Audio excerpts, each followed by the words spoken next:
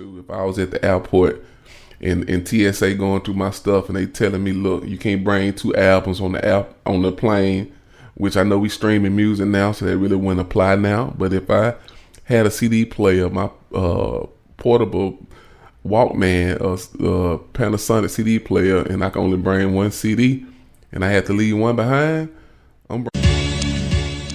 This is hip hop album debate. Let's get the conversation going. Ain't no time to waste. Yeah, the podcast that I know you've been wanting. They talking real hip hop, got everybody talking. Let's go. Yeah, keep it 100 and stay true. Hosted by my homie Q. Tune in and come through. Yeah, this be the spot, the #1 place all day. This is hip hop album debate. Let's go. Hey, yeah.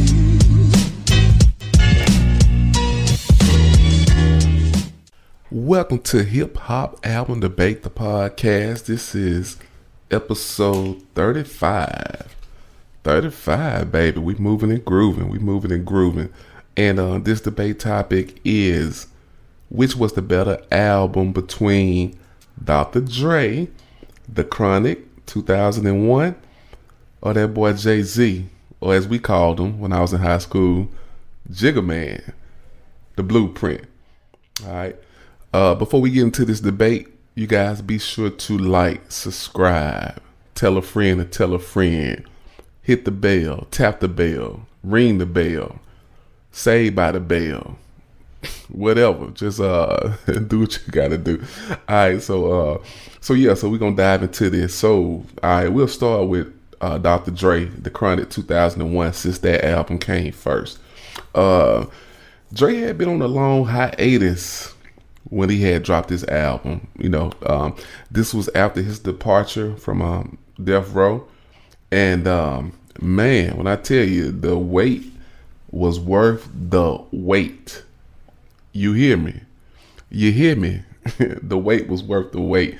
Man, I remember buying this album, ripping that plastic off, putting that CD into my Panasonic CD player, and every song was just hitting, man. The Watcher, Fuck You, with Devin the Dude, man. I was real happy to see Devin on that album.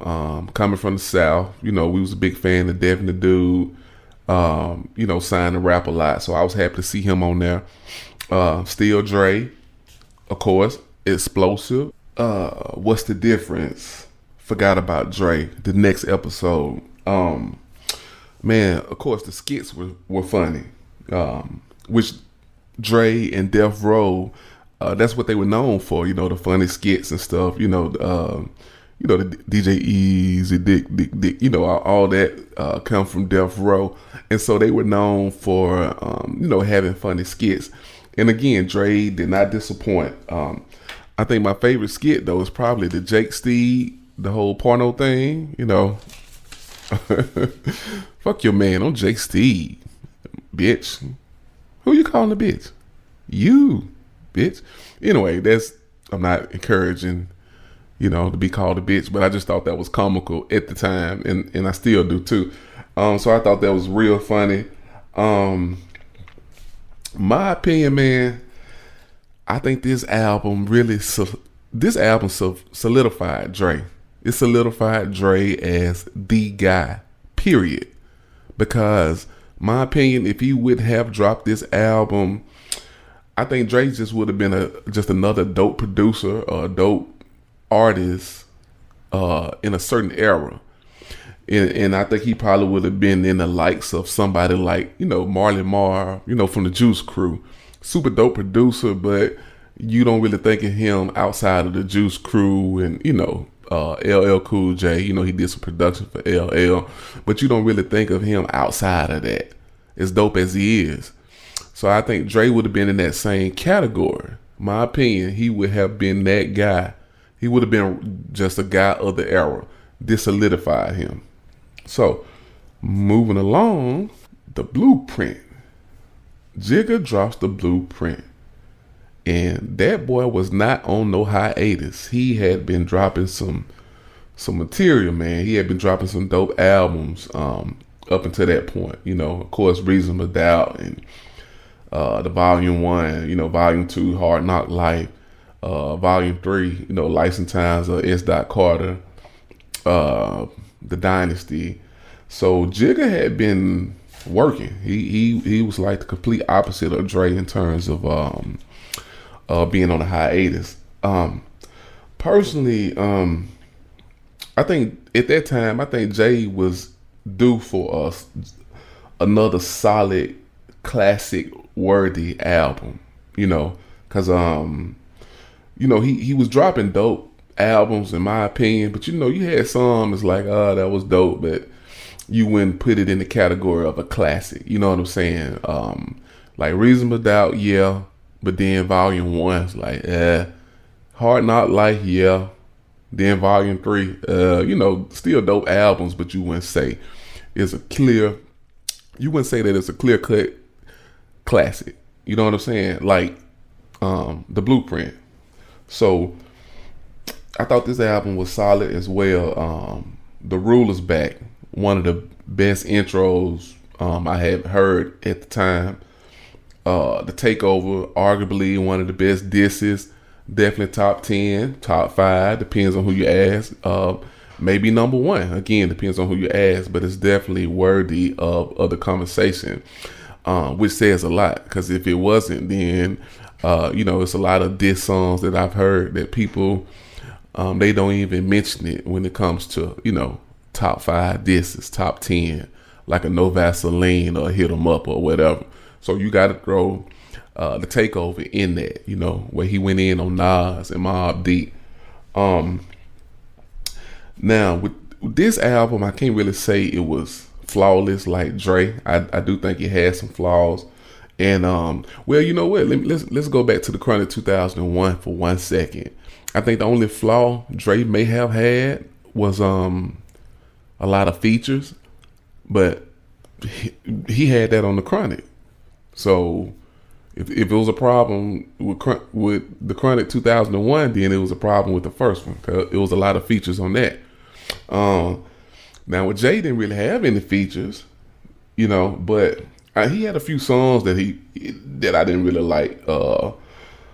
Hola Havita, I forgot I even didn't like the song. I used to skip it. So I think he could have kept that one.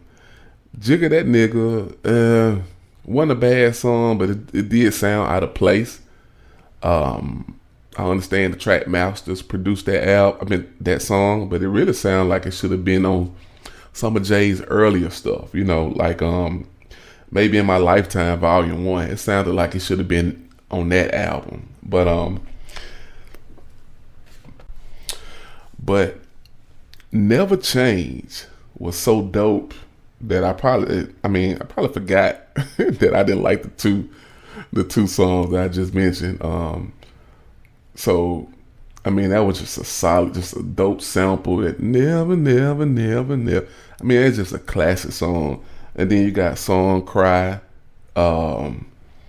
super dope, man. Of course, Renegade, Izzo,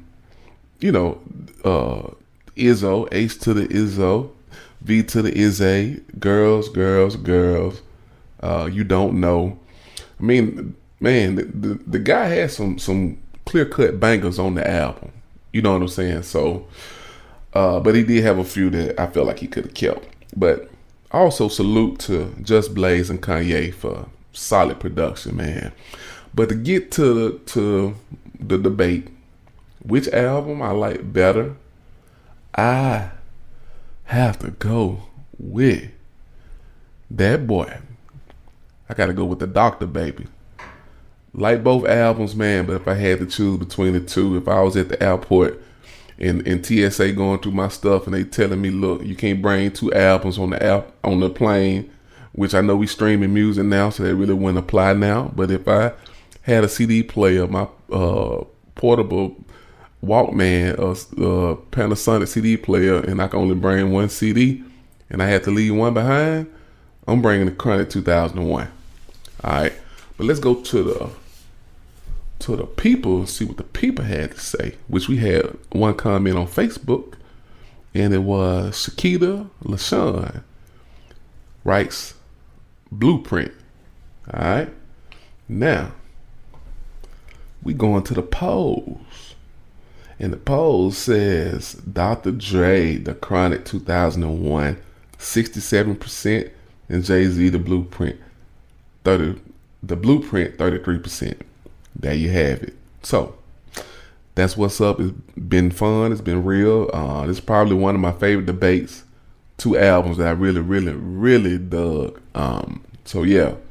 So anyway, on Q, Hip Hop Album Debate, the podcast. Hey, I'm gone. Peace. Hey, yeah.